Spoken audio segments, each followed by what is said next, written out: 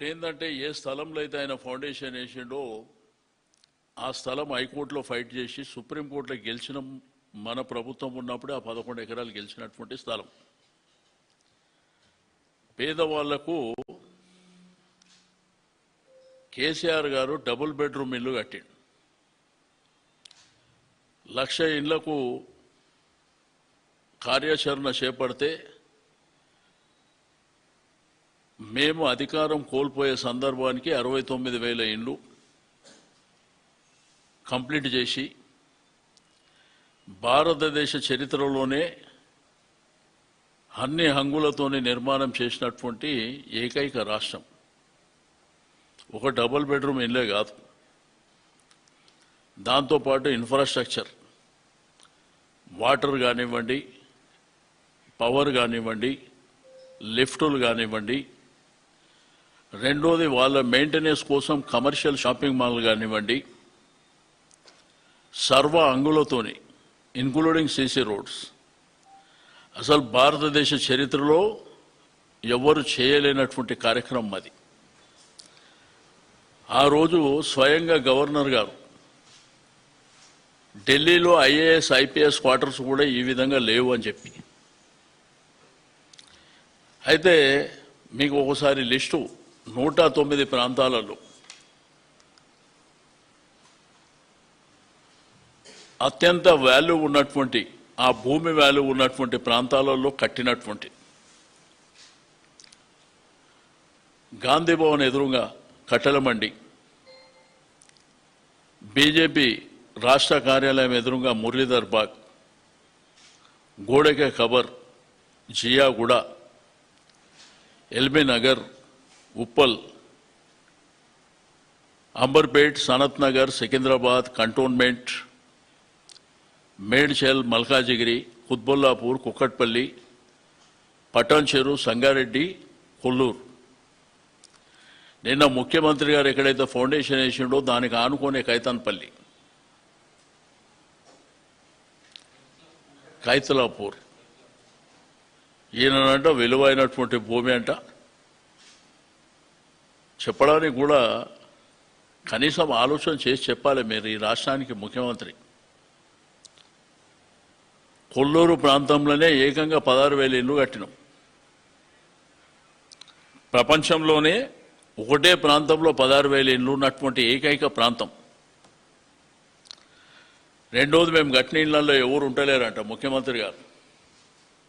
మరి ఎవరిని పంపిస్తారో రేపు మీ క్యాబినెట్ నుంచి నా ఎంబడి పంపిస్తే నేను తీసుకుపోయి చూపిస్తా.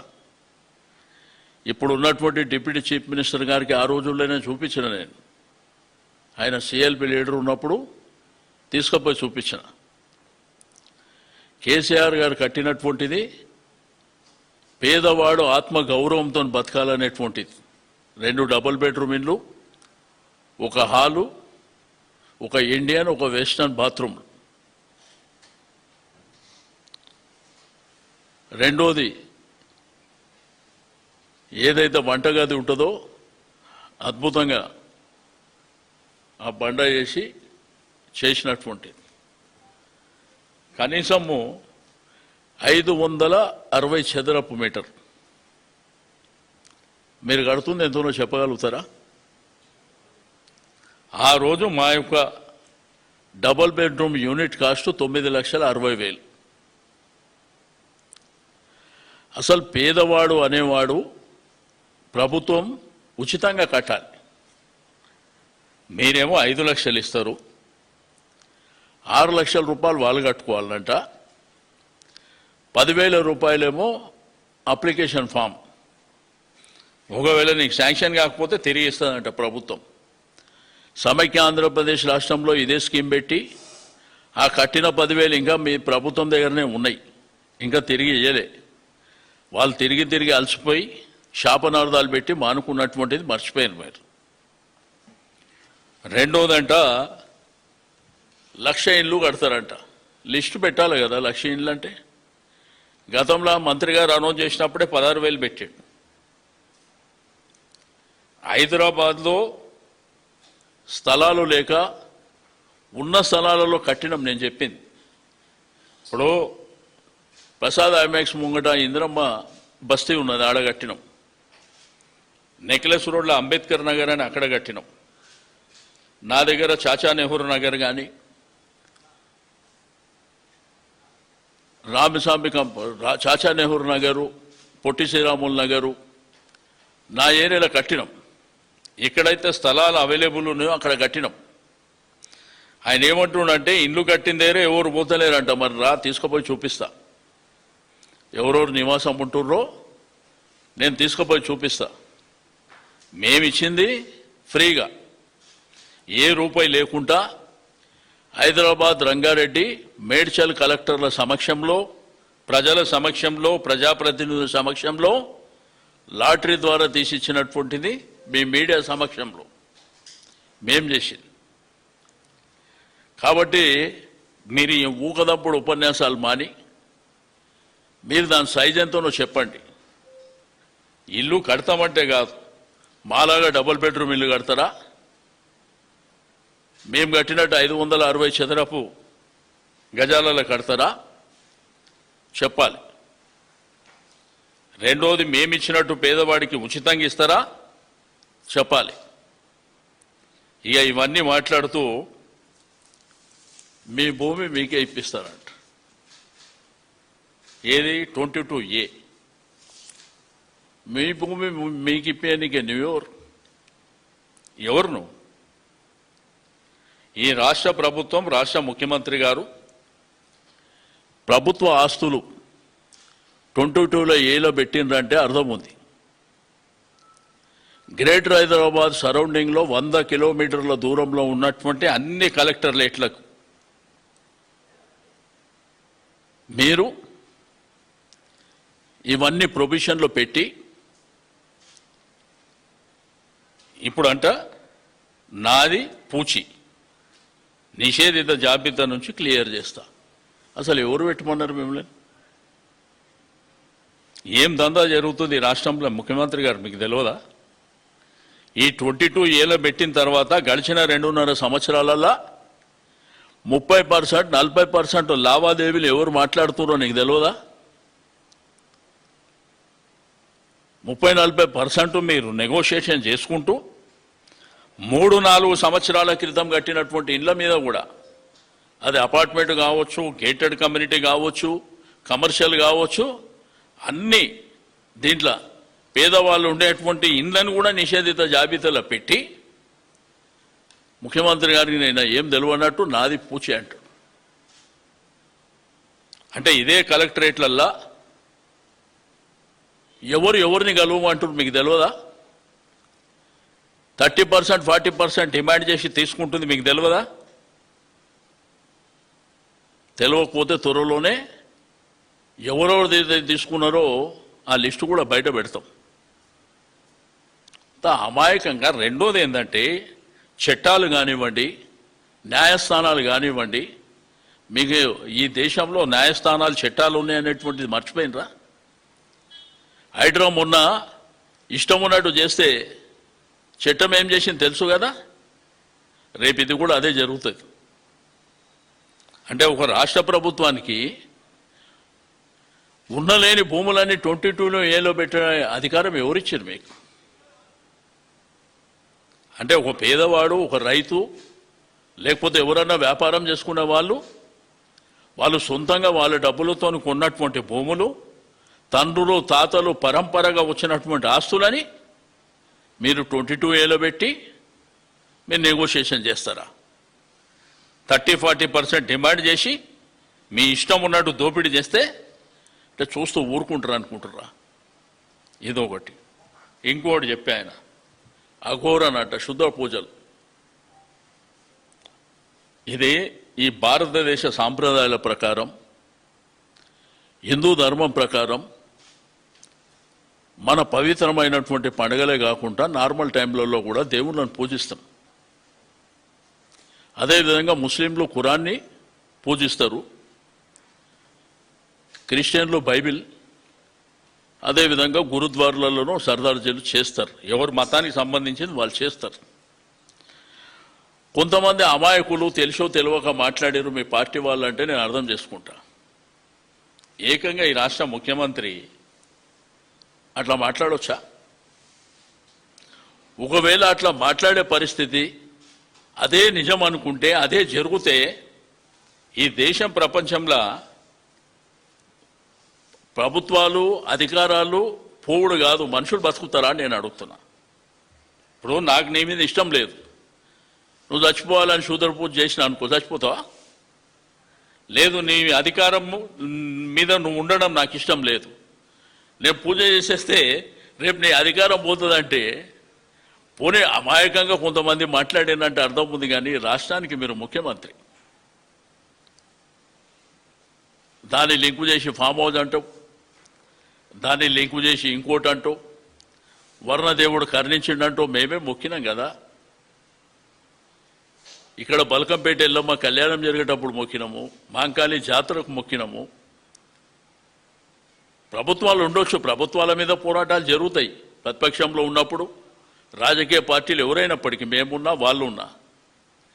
కానీ శుద్ర పూజల ద్వారా ఈ ప్రభుత్వం పడిపోవాలని, వర్షాలు రావద్దని, ఈ మనిషి చచ్చిపోవాలని, ఒకవేళ ఇటువంటి జరిగితే ఈ భూ ప్రపంచంలో మనుషులు ఉంటారా? విఘ్నులైనటువంటి ప్రజలు, పురోహితులు, ధర్మాన్ని దేవుళ్ళని నమ్ముకునేటువంటి ఎంతోమంది, యాగాలు యజ్ఞాలను నమ్ముకున్నటువంటి వాళ్ళు కూడా మీరు ఆలోచన చేయండి, ముఖ్యమంత్రి గారు ఈ విధంగా మాట్లాడవచ్చా లేదా? అసలు ఏదన్నా కానీ అడ్డంగా మాట్లాడడం నేర్చుకోరు. అడ్డంగా మాట్లాడడం, లేకపోతే బూతు మాటలు. కొత్తగా నిన్న మొన్న కమిటీ చూసిన ఎయిట్ స్పీచ్, దాని మీద అన్నట్టు అసెంబ్లీలో బిల్లు పెడతారంట. ఏడికైనా స్టార్ట్ చేయాలో మీరే ఆలోచించుకోండి మీ కమిటీ వాళ్ళు.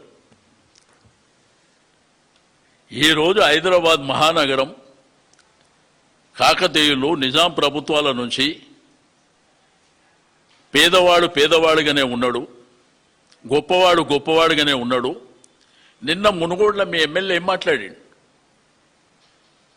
పేదోడు పేదోడు లెక్కనే ఉన్నాడు, మీరేమో 100 కోట్ల మీదకి వెళ్ళిపోతున్నారు, 1000 కోట్లు సంపాదిస్తున్నారు అని చెప్పి మీ ఎమ్మెల్యే గారు మాట్లాడినరు. గా ఇంద్రమ్మ ఇండ్లకు 50 కొర్రీలేదని మీరు మాట్లాడినరు. మేము ఏ రోజు కూడా డబుల్ బెడ్రూమ్ ఇండ్లు ఆత్మ గౌరవం కోసం చెప్పింది, కానీ దాని మీద కేసీఆర్ గారి ఫోటో ఉండాలి, కేసీఆర్ గారి పేరు ఉండాలి కాదు. మీలాగా ప్రతిదానికి అన్నపూర్ణ పేదవాళ్ళకు 5 రూపాయల భోజనం పెడితే నువ్వు చేసింది ఏం లేదు. కానీ మేము పెట్టింది అన్నపూర్ణ అంటే, మన తెలంగాణలో కానీ రాష్ట్రంలో తెలుగు వాళ్ళలో కానీ అన్నపూర్ణ అంటే అన్నం అంటారు. నువ్వు వచ్చి ఏం లేదు, ఇంద్రమ్మ క్యాంటీన్ అని పెట్టేసినావు. పోనీ కొత్తగా ఏమన్నా ఓపెన్ చేసినావా? ఏమీ లేదు. కాబట్టి పేదవాళ్ళతో ఆడుకోకండి మీరు. అత్యంతనంట విలువైనటువంటి భూములు అంట 200 కోట్ల రూపాయలకు ఎకరం అంట. మరి మేము కట్టింది ఎక్కడ? 69,000. ఇంకా అక్కడికైనా ముఖ్యమంత్రి గారు అంటారు డబుల్ బెడ్రూమ్లు వాళ్ళు కడతాం అనేది ఎక్కడ కట్టిన చూపిస్తున్నారు అని పబ్లిక్ని అడుగుతారు. రా, మరి మీరు వస్తారా, మీరు ఎవరినైనా పంపిస్తారా? నేను తీసుకుపోయి చూపిస్తా. 109 ప్రదేశాలల్లో డబుల్ బెడ్రూమ్ ఉందా లేదా, దానిలో మనుషులు ఉన్నారా లేదా నేను చూపిస్తా తీసుకుపోయి. మేము పేదవాడు గొప్పగా బతకాలని ఆలోచించినాం, ఏదో ఇల్లు కట్టించుడు కాదు. దానికి కావలసినటువంటి ఆల్ ఫెసిలిటీస్, కరెంటు కానీ, వాటర్ కానీ, పవర్ కానీ తో పాటు రోడ్లు బ్రహ్మాండమైనటువంటి, కమర్షియల్ ఏదైతే షాపింగ్ అవన్నీ చేసిచ్చి. రెండోది, నువ్వు లక్షలు అంటున్నావు కదా, రేపు లిస్ట్ అనౌన్స్ చేయి. రేపు 7 లక్షనో, మొన్న ఒక లిస్ట్ అనౌన్స్ చేస్తే 16,000 కూడా లేవు దాంట్లో. మరి ఎక్కడ కడుతూ? మేము వీలైనంత వరకు ఖాళీ స్థలాలు ఏవైతే ఉన్నాయో హైదరాబాద్ సెంట్రల్ సిటీలో కట్టినాం మేము. ఆ తర్వాత ఏంటంటే పెరిఫెరల్ ఏరియా ఏదైతే అవుట్స్కట్స్లో ఉందో కట్టినాం, ఇచ్చినాం. అవన్నీ మీ కళ్ళ ముంగటనే ఉన్నటువంటి, ఏదో కొత్తగా వెళ్ళి ఇల్లు కడుతున్నట్టు. పోనీ నేను అడుగుతున్నా, మేము కట్టిన సైజానా కడతారా? అదని చెప్పండి. మేము కట్టిన సైజు డబుల్ బెడ్రూమ్తో పాటు హాల్, కిచెన్ కానివ్వండి, ఇండియన్ వెస్టర్న్ బాత్రూమ్లు కానివ్వండి, అది కడతారా చెప్పండి. రెండోది 5 లక్షల రూపాయలు మీరిచ్చుడు, 6 లక్షలు ఎక్కడికి తేవాలి? పేదవాడు 6 లక్షల రూపాయలు ఎక్కడికి తేవాలి?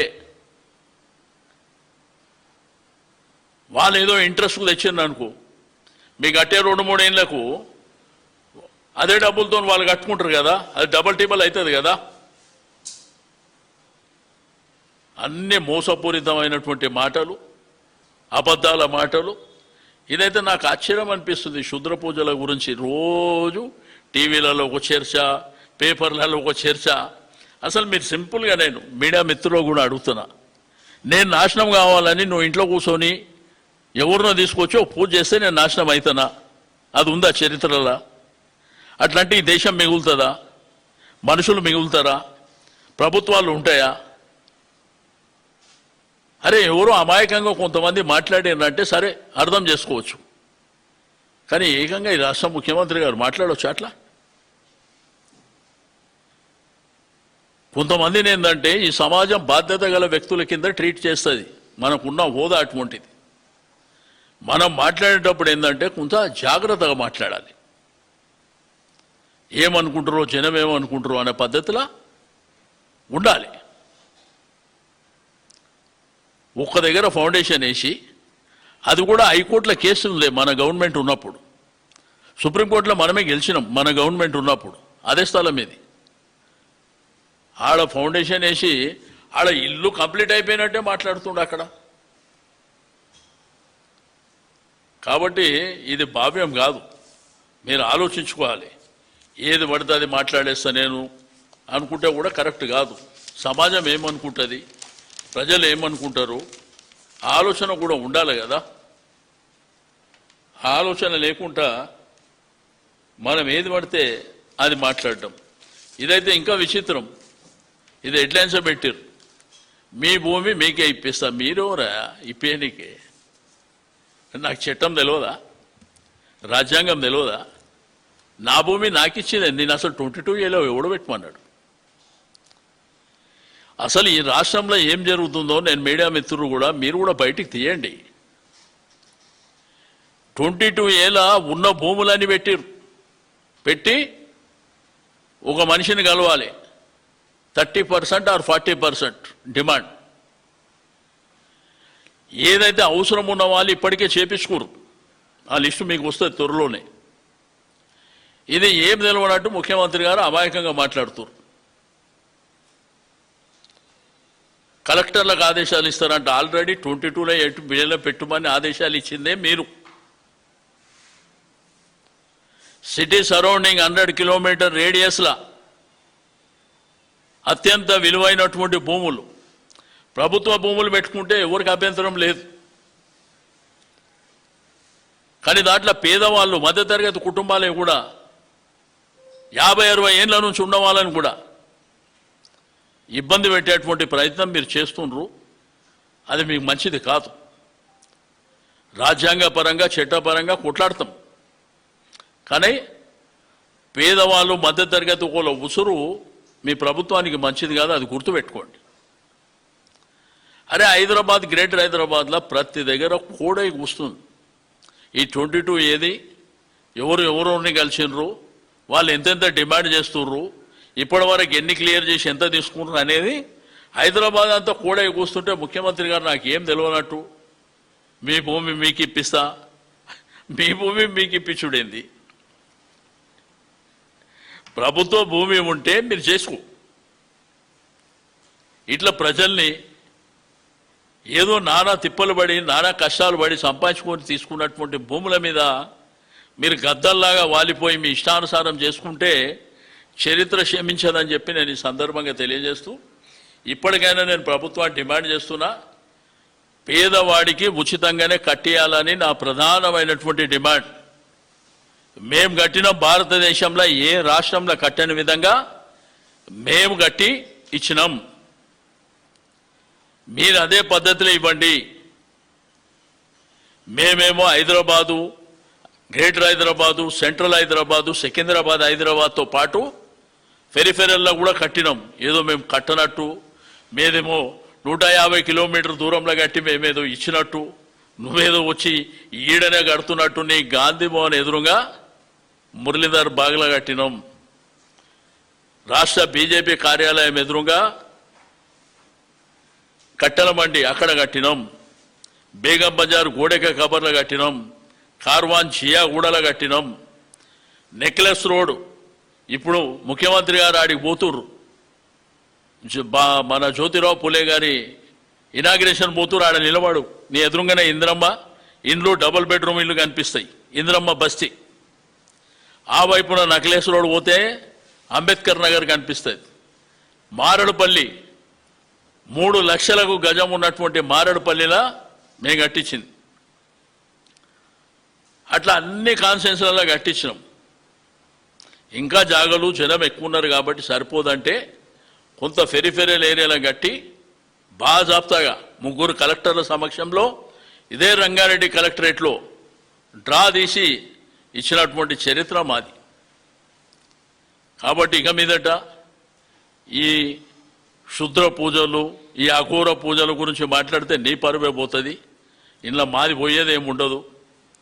మేము కోరుకునేదల్లా ఒక రాష్ట్రాన్ని సాధించినటువంటి పార్టీగా ప్రజలు సంతోషంగా ఉండాలి, రైతాంగం సంతోషంగా ఉండాలి, ఆడబిడ్డలు సంతోషంగా ఉండాలి, యువకులు సంతోషంగా ఉండాలని కోరుకుంటామే తప్ప మేము కొట్లాడడానికే సిద్ధంగా ఉన్నాం.